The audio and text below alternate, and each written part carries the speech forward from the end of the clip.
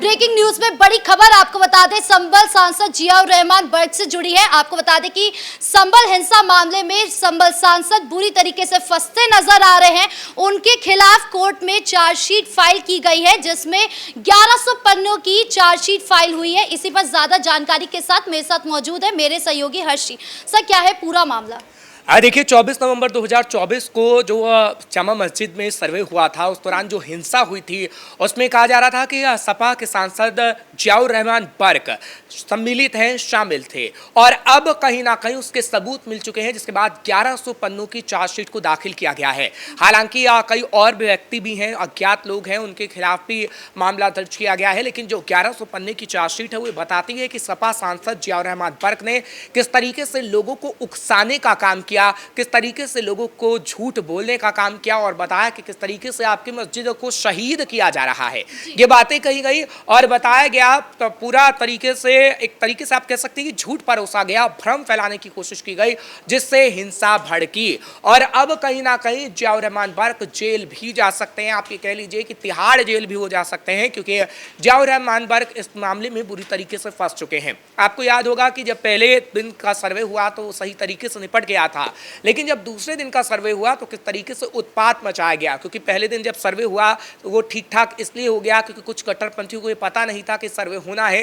लेकिन जब दोबारा सर्वे हुआ तो सपा सांसद जियाउर रहमान बर्क ने ही कहा जा रहा है कि ऐसी चिंगारी भड़काने की कोशिश की जो कहीं ना कहीं आग का रूप ले चुकी थी। और जो पत्थरबाज थे वो भी कहीं ना कहीं सपा सांसद जियाउर रहमान बर्क से मिलते हुए नजर आ रहे थे, जिसकी तस्वीर भी पुलिस ने जारी की थी और 70 अलग अलग जगहों पर ये तस्वीरें लगाई गई थी, जिससे साफ लग रहा है कि जियाउर रहमान बर्क अब मुश्किलों में घिरते नजर आ रहे हैं और उन्हें जेल हो सकती है। क्योंकि चार्जशीट जब उनके खिलाफ दाखिल की गई है तो उनसे तमाम बातें पूछी जाएंगी कि आपने किस किस की मदद की और किस किस को उकसाया और उत्पाती ने किस तरीके से आपकी प्लानिंग के आधार पर काम किया। ये दरअसल पुलिस की तरफ से उनसे पूछा जाएगा। लेकिन संभल सांसद को लेकर यह कहा जा रहा था कि जब ये पूरा विवाद हो रहा था या पूरा हिंसा हो रही थी, उस वक्त वो शहर से बाहर थे, उस वक्त वो थे ही नहीं उस घटना स्थल पर। तो इसको लेकर वो हर वक्त बचाव करते रहते थे, लेकिन अब वो पूरी तरीके से फंसते नजर आ रहे हैं। देखिए, वो थे या नहीं ये बात अलग है, लेकिन हिंसा को भड़काने का काम तो उन्होंने किया। क्योंकि जो व्हाट्सएप ग्रुप का सामने आया था, जो पुलिस ने बताया था कि व्हाट्सएप ग्रुप के जरिए जो भड़काने की कोशिश कर रहे थे जियाउर रहमान बर्क, एक पूरा ग्रुप बना हुआ था जिसमें तकरीबन 100 से 200 लोग थे। और जियाउर रहमान बर्क की तरफ से खास तौर पर आदेश दिए गए थे कि आप जाइए और आपकी मस्जिदों को शहीद किया जा रहा है, आप जाकर खड़े हो जाइए। अब इसे कहने का क्या मतलब है? इसे कहने का मतलब यह है कि आप उकसा रहे हैं, और जब सर्वे हो रहा है तो आप कहीं ना कहीं बताने की कोशिश कर रहे हैं कि आपकी जो मस्जिद है उसको किस तरीके से तोड़ा जा रहा है और गैर कानूनी तरीके से तोड़ा जाएगा। पहले उसका सर्वे किया जाएगा, फिर उसे तोड़ा जाएगा। आप ये बातें किस आधार पर कह रहे हैं? यानी आप झूठ परोसने की कोशिश कर रहे हैं, और जब आपने झूठ परोसा है तो अब आपको जेल के डंडे, कहीं ना कहीं पुलिस के डंडे जेल के अंदर खाने होंगे। लेकिन झूठ परोसने का कारण क्या है? क्या उसके पीछे की मानसिकता क्या सोच रहे थे? देखिए, उसके पीछे की मानसिकता है मुट्ठी भर वोटों को हासिल करना। क्योंकि जियाउर रहमान बर्क समाजवादी पार्टी से सांसद हैं और जियाउर रहमान बर्क एक ऐसा माहौल बनाने की कोशिश कर रहे थे ताकि वो समाजवादी पार्टी के हक में माहौल बने और समाजवादी पार्टी को वोट कहीं ना कहीं मिले। क्योंकि 20% मुसलमान उत्तर प्रदेश का कहीं ना कहीं तय करता है कि आखिर किसकी सरकार बनेगी। निर्णायक भूमिका में एक तरीके से आप कह सकते हैं कि 20% मुसलमान रहता है हमेशा से।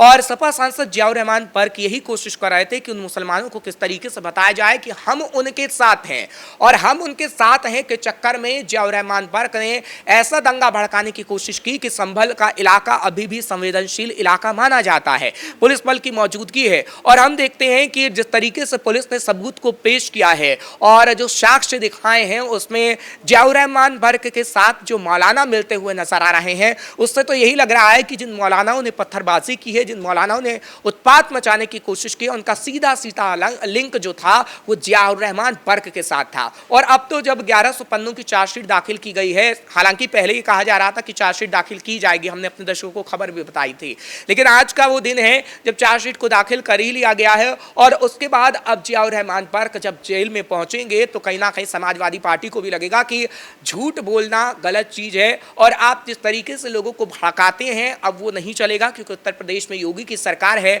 समाजवादी समाजवादी पार्टी की सरकार नहीं है, ठीक है आपके सांसद हैं, लेकिन आप अपने सांसदों को ऐसा आदेश मत दीजिए कि आपके सांसद फंसे तो फंसे, लेकिन अखिलेश यादव को भी फंसा ले जाएं। बिजली चोरी का मामला, आवास निर्माण का मामला और उसके बाद संभल हिंसा का मामला, कितनी बुरी तरीके से फंसेंगे संभल सांसद? देखिए सपा सांसद जिस तरीके से हर मामले में फंसते हुए नजर आए, क्योंकि जब व्हाट्सएप ग्रुप से हमने देखा था कि उत्पात मचाने की कोशिश की गई और पुलिस ने कहा कि अभी इस मामले में हम चार्जशीट दाखिल नहीं कर रहे हैं, जब हमारे पास पूरे सबूत आ जाएंगे तब हम चार्जशीट को दाखिल करेंगे, तो हमने देखा था कि कैसे सपा सांसद के घर पर पुलिस पहुंची हुई थी। हालांकि ये कहा जा रहा था कि उनकी गिरफ्तारी के लिए पुलिस पहुंची है, लेकिन हमने देखा कि कैसे बिजली चोरी के मामले में वो फंसते हुए नजर आए थे। और बिजली चोरी का मामला जब सामने आया था तब भी सपा सांसद जियाउर रहमान बर्क की तरफ से कहा गया था कि मुझे फंसाने की कोशिश की जा रही है।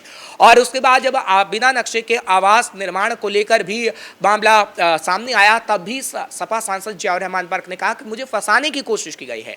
और यहाँ पर भी जब हमने देखा था कि व्हाट्सएप ग्रुप की बात सामने आई और ये कहा गया कि कुछ मौलानाओं को आदेश दिए गए हैं कि आप पत्थरबाजी कीजिए और कुछ लोगों को उकसाने और भड़काने का काम किया गया है, तब भी सपा सांसद यही कहते हुए नजर आए थे कि बीजेपी मुझे फंसाने की कोशिश कर रही है।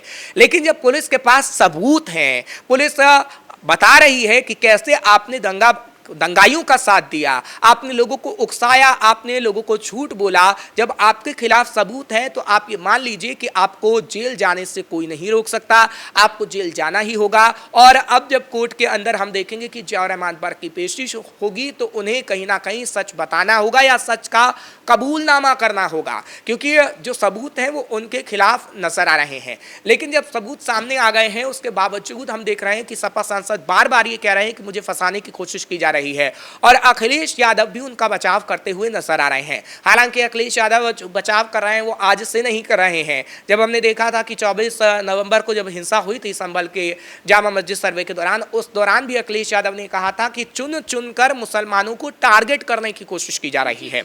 और जब सपा सांसद जियाउर रहमान बर्क का नाम भी आया तो वो कह रहे थे कि झूठे केस में फंसाने की कोशिश जियाउर रहमान बर्क को की जा रही है क्योंकि वो एक मुसलमान है। और शफीकुर रहमान जिस तरीके से बीजेपी के खिलाफ बातें करते रहे थे उनके दादा, और उनको लेकर भी अखिलेश यादव ने कहा था उससे बीजेपी चिढ़ी हुई है और इसलिए ही जियाउर रहमान बर्क पर ये सारे आरोप लगाए गए हैं। लेकिन आरोप बेबुनियाद नहीं है।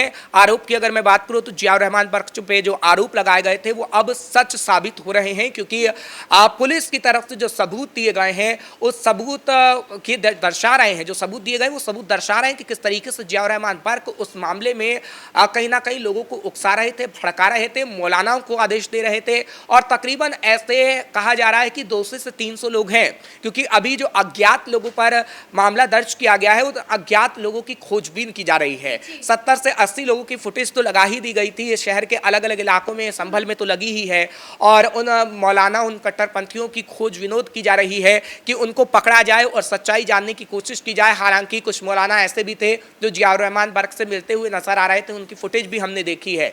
लेकिन अब जब संभल सांसद के खिलाफ पूरी तरीके से सबूत सामने आ गए हैं तो अब ना अखिलेश यादव बोल सकते हैं कि झूठे केस में फंसाया जा रहा है, ना सपा सांसद बोल सकते हैं कि झूठे केस में फंसाया जा रहा है, क्योंकि जब सबूत सामने आ जाते हैं तो कहीं ना कहीं लगता है कि हाँ ये बात सच्ची है। और जब पुलिस की तरफ से सबूत दे दिए जाएं तो कहीं ना कहीं आप कह सकते हैं कि जल्द से जल्द कोर्ट की तरफ से कोई ऐसा फैसला लिया जा सकता है कि आगे आने वाले समय में सपा सांसद की सांसदी तक जा सकती है और वो जेल के अंदर भी जा सकते। अच्छा, संभल जामा मस्जिद के सदर थे जफर अली, जिनकी गिरफ्तारी हुई, जिसके बाद से संभल सांसद का नाम सामने आया, तो आपको लगता है क्या संभल सांसद फंसने का कारण कहीं ना कहीं जफर अली भी है? देखिए, जफर अली के खिलाफ भी मामला दर्ज हुआ है, जफर अली का नाम भी शामिल है।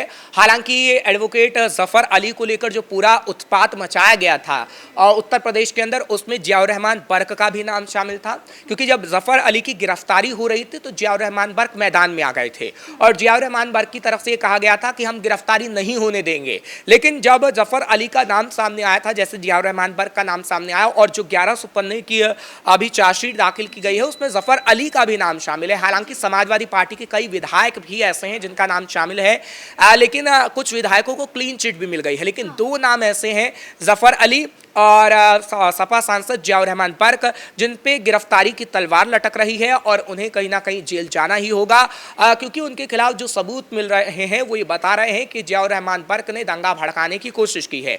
और उत्तर प्रदेश में ऐसा अब नहीं होगा। अखिलेश यादव की सरकार में ऐसा हुआ करता था, लेकिन योगी की सरकार में चाहे वो विधायक हो या फिर सांसद हो, उसके खिलाफ कार्रवाई होगी ही होगी। इस मुद्दे पर तमाम अपडेट के लिए आपका बहुत बहुत धन्यवाद। यानी कुल मिलाकर संभल सांसद जियाउर रहमान बर्क संभल हिंसा मामले में बुरी तरीके से फंसते नजर आ रहे हैं। हमने देखा कि अखिलेश यादव हमेशा उनका बचाव करते थे, लेकिन अब उन पर मुकदमा चलने वाला है। जब उन पर गिरफ्तारी की तलवार लटक रही है, तब संभल सांसद पर अखिलेश यादव क्या कुछ कहेंगे, उनके बचाव में अब क्या कहेंगे, ये देखने वाली बात होगी। ब्रेकिंग न्यूज में इतना ही। कैमरा पर्सन राजकुमार के साथ मैं राधिका राज।